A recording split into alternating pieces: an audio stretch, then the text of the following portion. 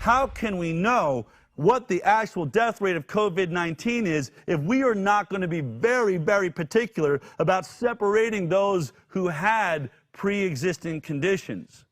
Well, we went to our own websites to try and understand what significance pre-existing conditions have. Now, again, I'm going to try and show you. For those of you that are watching this show and maybe you're getting bored, this is way too many details, then this show isn't for you. We are all about the details. We geek out on the details because it's all about the details. Our lives are hanging in the balance. Whether or not we have jobs in the future and what happens on this planet is all about details. So we tried to find the numbers. We tried to find the significant numbers. How many people died? What was the death rate like we have at Euromomo? Well, when you go to the CDC's website, they are not as good at it. Unfortunately, when we typed it in, this is what we had to do. We went to https://wonder.cdc.gov. We went to detailed mortality, okay? You can do this too. You have to agree to their terms. Now, we want to do a search, right? So what we searched for was the 15 leading causes of death. And then we want to do it for the most recent year. I wish we could have done 2019 or 2020, but 2018 is all that's been updated, so we selected 2018. And here it is. Here are the top causes of death 2 years ago in America. These would be your comorbid conditions. Now look at that. At the top of the list, as we all know, is diseases of the heart.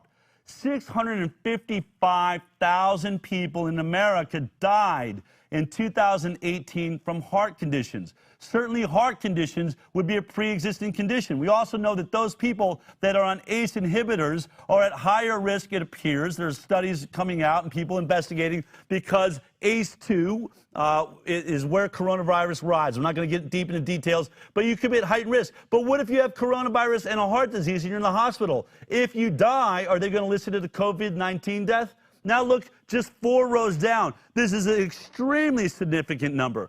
Chronic lower respiratory disease. These are all the respiratory diseases that are basically below your neck, meaning your lungs, so asthma and COPD. In 2018, 159,486 people died of lower respiratory disease. Now let's go down 2 more places to diabetes, because we're hearing that a lot of people that are dying in this death rate are those that are severely overweight, older, and suffering from diabetes. Well, diabetes kills nearly 85,000 people a year. Influenza and pneumonia, 59,000 people. So just think of those categories. These are all people that will easily have comorbidities with coronavirus. 59,000 for the flu, 85,000, so is it roughly 140,000 now if you add in diabetes. Then we go to chronic lower respiratory, another 160,000, so there were 300,000 potential comorbidities. And then you go to heart disease, 655, you're at nearly 1 million people that are going to die anyway this year.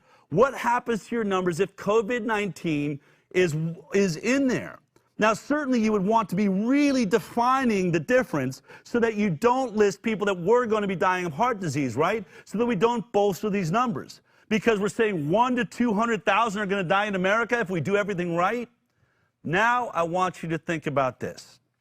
That if those are the numbers, that those are the comorbidities, then we're looking at exactly what they're talking about, right? So how are we listing the deaths?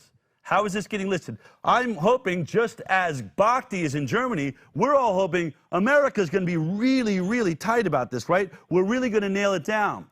Well, I want to go back to something we just touched on last week, and that was the CDC advisement talking about how to categorize a death for COVID-19. This is the guidance for certifying COVID-19 deaths.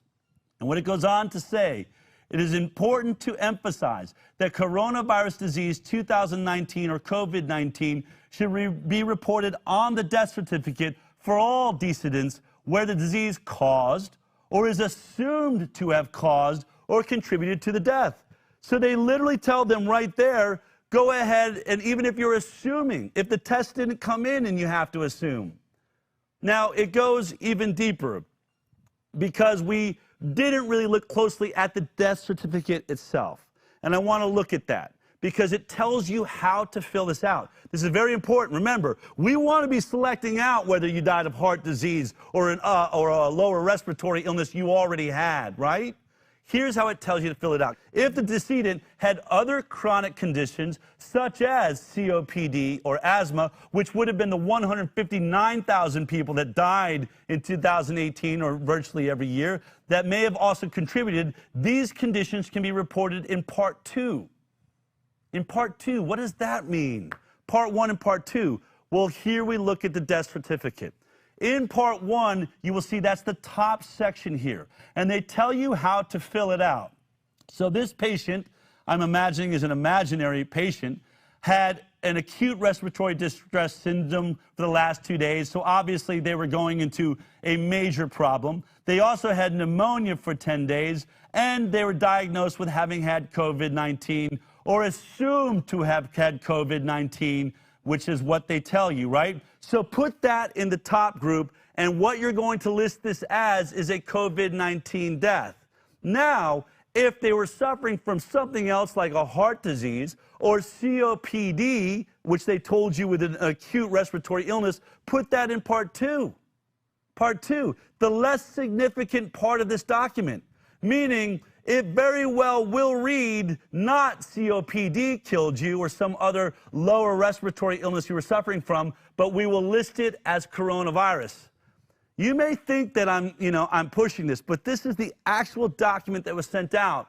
And they really doubled down. Last week, we were just showing you what they were recommending, but they actually came out with an exact coding now. The coding. Now in every hospital, here it is, saying we have a code for COVID-19.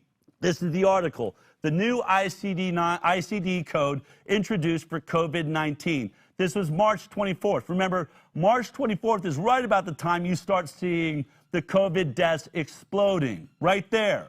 Look at March 24th. It's right at the beginning. Did the deaths explode, or did we have a backlog that couldn't code it, is number one question. Once we start coding, this thing blows up through the roof. And the letter goes on to say to everybody, make sure you give this new code to everybody that was collecting it. What happens, all right, and here's what it goes on to say. For those questioning, how do you use this new code, right? What happens if the terms reported on death certificate indicate uncertainty? If we have a question, look what it says. If the death certificate reports terms such as probable COVID-19 or likely COVID-19, these terms would be assigned the new ICD-9 code, meaning it doesn't matter if you were guessing at it. Doesn't matter if you just thought maybe it was COVID-19. Put in the ICD-9 code. And in case you're worried about backlash, look at this sentence. It is not likely that NCHS will follow up on these cases. What? It's almost like they're saying, go ahead and call it COVID-19. We're trying to bump these numbers up a little bit. And don't worry, it is coming from us. Obviously, we can't say that. But what we're saying to you is, even if you think it's likely, even if you don't have a background, you don't have a test to prove it, and there's uncertainty, just put the code in there and don't worry about it, okay? Don't worry about it. We'll take it from there, and you will never get called out on this. If you think that that's not enough, they double down on this. They say it over and over again in this paper. In fact, I think it's best exemplified by how they try to emphasize what they want you to know. When you look at this entire letter, there are literally only 2 sentences that have been bolded in the entire letter.